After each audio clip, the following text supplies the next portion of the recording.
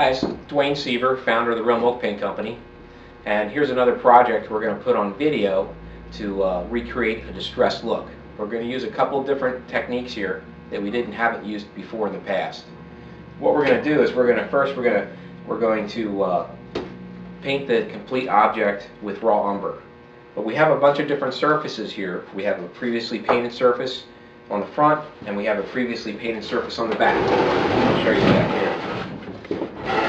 So we need to be able to treat those surfaces a little bit differently than the raw wood.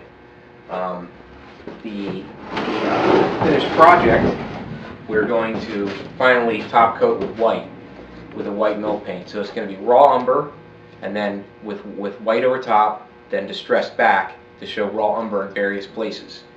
And then once that's done, I'm going to take and do a real thin wash. I'm going to take the raw umber, make a real thin solution, and I'm going to go over the white to give it more of an antique-y, cruddy kind of look, right? Then we will finish and top coat that with the dead flat burnishing paste, and then we'll give a real flat sheen. We're just going to rub that in really thin.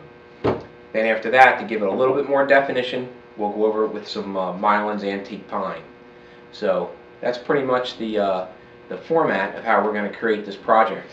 I just want to show you this wreck that I got. It's been pretty much rebuilt. There's a new base on the bottom and one new side, and you can see some new exposed wood here around the base here.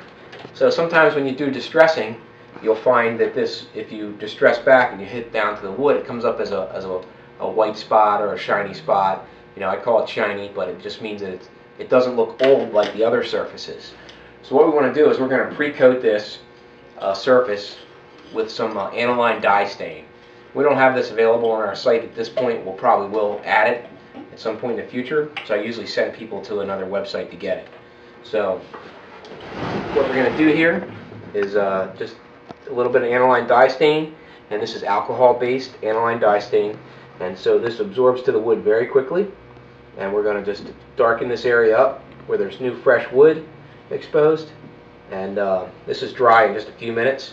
So then we're good to, we'd be good to go painting as soon as that's dry. The other thing I know I get a lot of questions on is what kind of sandpaper to use. Usually when I'm finishing a project, I may have a little block that I make up like this. I've used hundreds of these over the years, and this is just basically a Scotch-Brite pad with some tacks and then nail on the block. Gives a nice padded surface. This is 150 grit garnet paper, and so any surface that needs to be sanded, even this painted surface, this needs to be slightly scuffed before we use the Ultra Bond on it. So just a quick scuffing, you know, just to give a little tooth for the Ultra Bond and then milk paint to adhere. So that pretty much completes how we're going to start the project. We'll continue this video a little bit later after this is underway.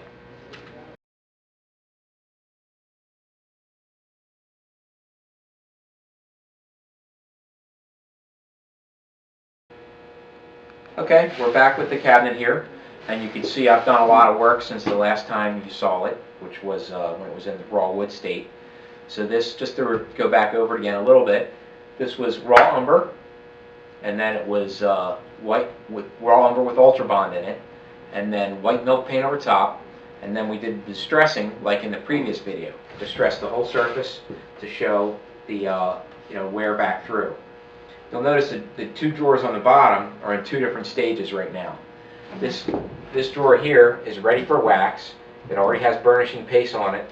This drawer still needs burnishing paste, but they have the glaze on them right now, the milk paint raw umber glaze, which I'm going to show you how we did that. So the back of the cabinet is a distressed surface like we have in the other video, but this does not have the raw umber glaze over top. So what we did is I took raw umber. This is the same raw umber Ultra Bond mix that we used to paint the whole cabinet. And I took some of that and I poured it into a separate container, which is here. I poured it into a separate container, and I added probably 50% water to it and mixed it up. And then what we're going to do, you can see it's very, very thin mix. And what we're going to do then is we're going to paint this on here and give this a wash, like a wash glaze, which will put a little bit of dirt in the corners, give it a little bit of a dirty, gradiated kind of look. So you'll see we'll work some into the corners here. And so you want to get all the pigment and stuff off the bottom of your wash. And you can see it looks pretty nasty, like dirt almost. And we work it into the corners. And you really don't have to be too careful about putting this stuff on. You can obviously see my floor here, which is loaded with you know, grips and stuff. And this is going to be our wash here. And keep stirring on the bottom. And work that in. And work it in between the boards there, because otherwise you'll get white marks in between your boards. And you work it into all the cracks as you work your way across. And any place that's still kind of white, because we don't want it to be completely white.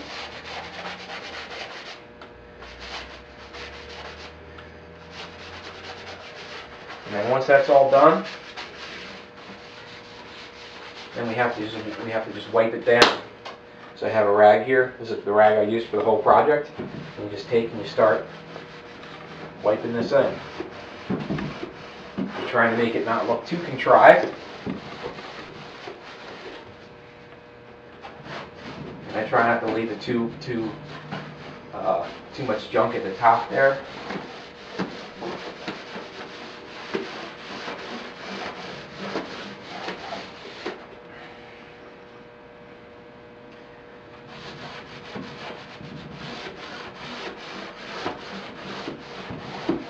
This is a very brown glaze, so it doesn't necessarily leave it really warm looking, but that's why we're going to use the Mylan's Pine wax over top to warm it up.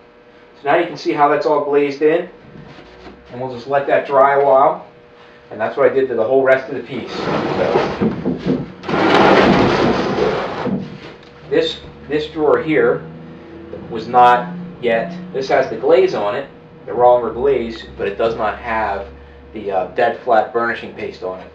So even though we did the dead flat burnishing paste in the previous video, I'll do it again for you here, just to show you what we did, because I do just a little different technique here, but not much.